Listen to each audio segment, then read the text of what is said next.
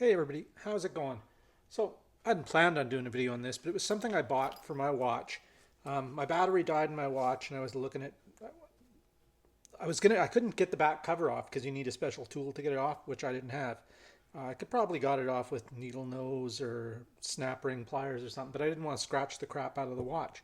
So I just went on Amazon, looked at these 20 bucks. My wife had recently got a battery changed in one of her watches. She took it to a jeweler and they charged her 80 bucks to change a battery. So I wasn't doing that.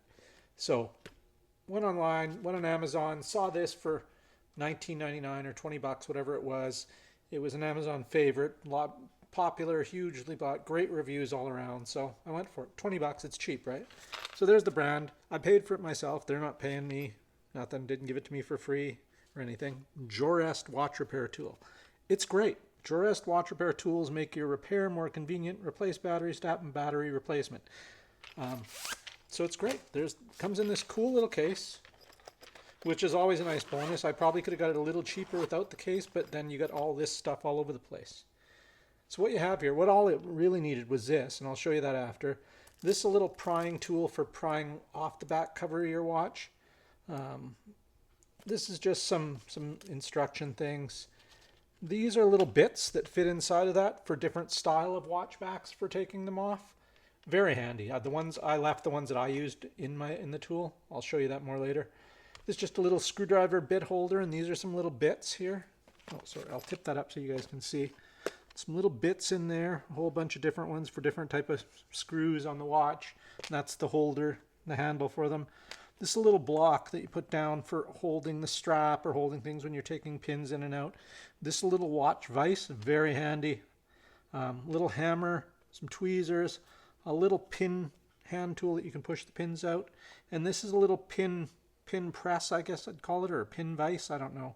This little hammer is pretty cool though, check that out.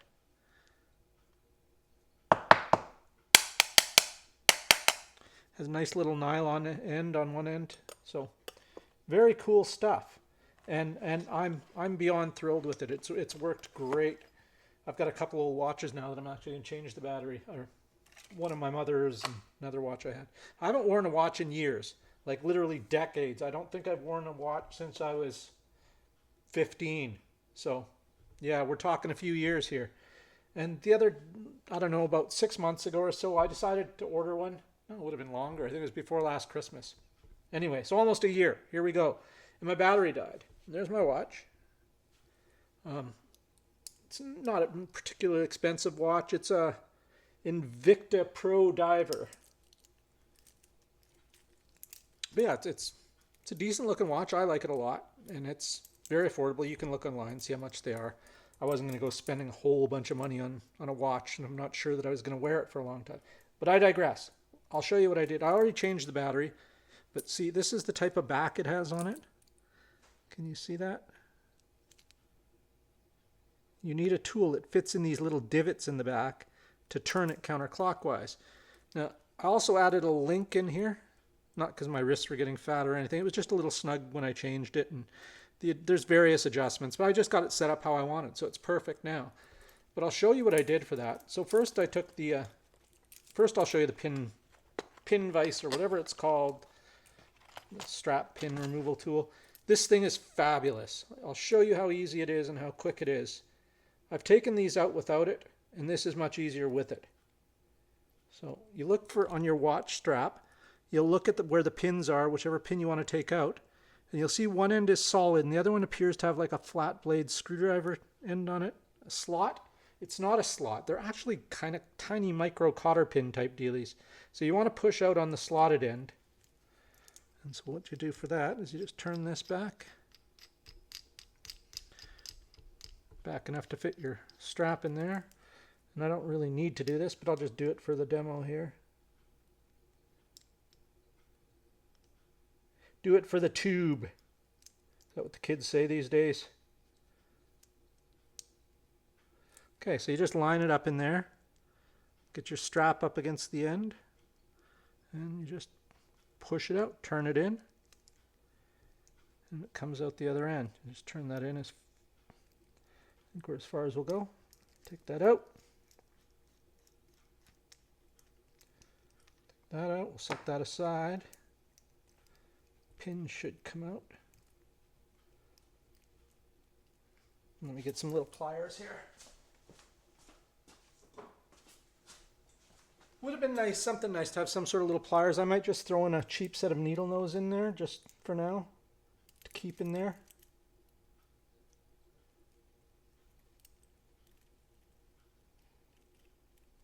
Come on. This watch is very dirty. Okay, I'm not going to take the pin all the way out, but there you go. So you see how easy that was? Pin's a bit bent too. One of the nice things about this is it does come with extra pins. There's inside of this little case, this case here, there's different types of pins that go in there. So now that we have access to the back, you guys can see what I mean. Like there's no way to turn this by hand, and I wasn't going to risk scratching the crap out of it. So you just take this thing, this little watch vise. You don't need it, but it makes it nice. There's a little V groove on one end. That's where you put your setting or winding knob. And it's just literally a little watch vise. Nylon watch vise, and it holds your watch, makes it easier to work on. This is the tool I was telling you about, and it's just a big adjustable wrench. See, you turn this, they get wider. That would be a humongous watch. And I don't know if you guys can see this very well, but the tips in there are kind of square, and they fit perfectly in my watch back. So we'll just get one end in, line the other one in, tighten it up until it fits.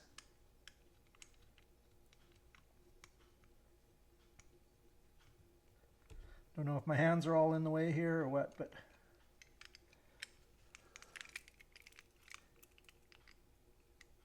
oh, still got to go more. I can never remember which way I'm turning this. There we go. That's perfect. Hey, so you guys can see.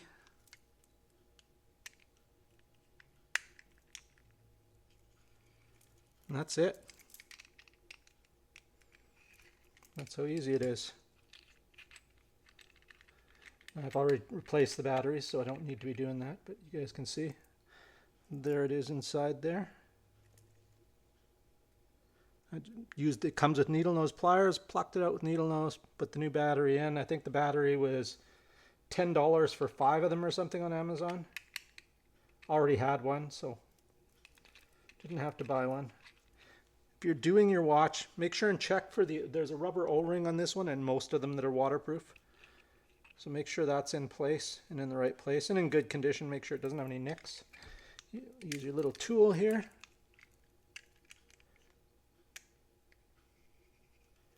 And snug it up hand tight. That's it. You're done. Let's see, I don't think I need to replace this pin. I think it'll straighten itself out when I get it going. That's where this is handy too. Move that stuff aside. We'll set that there.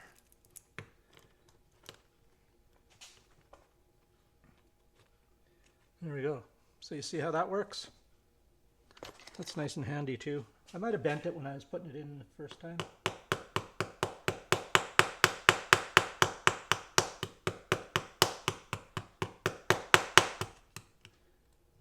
Okay, let's take that out of there and make sure we're going straight.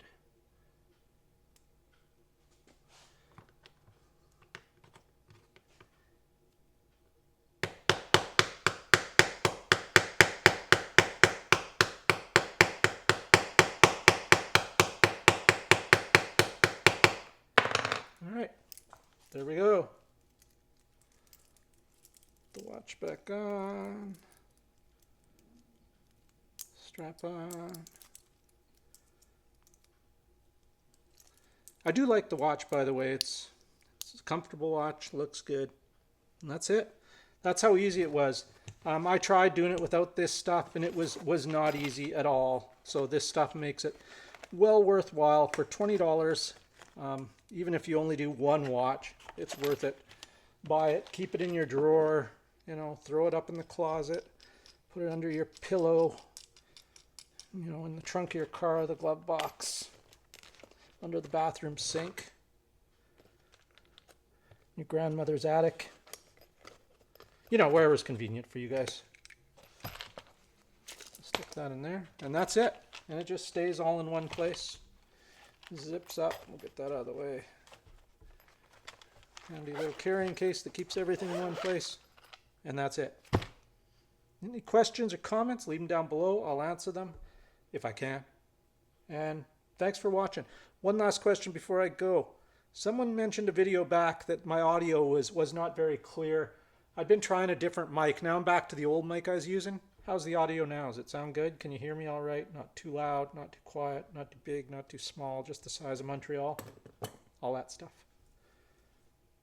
Just let me know down below if you've even made it this far in the video. Thanks for watching. Have a great day.